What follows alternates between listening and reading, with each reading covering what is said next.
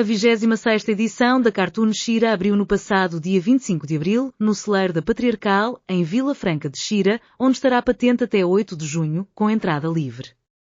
A mostra reúne duas exposições, Cartoons do ano 2024 e caricaturas, apresentando 200 obras que retratam os momentos mais marcantes de 2024.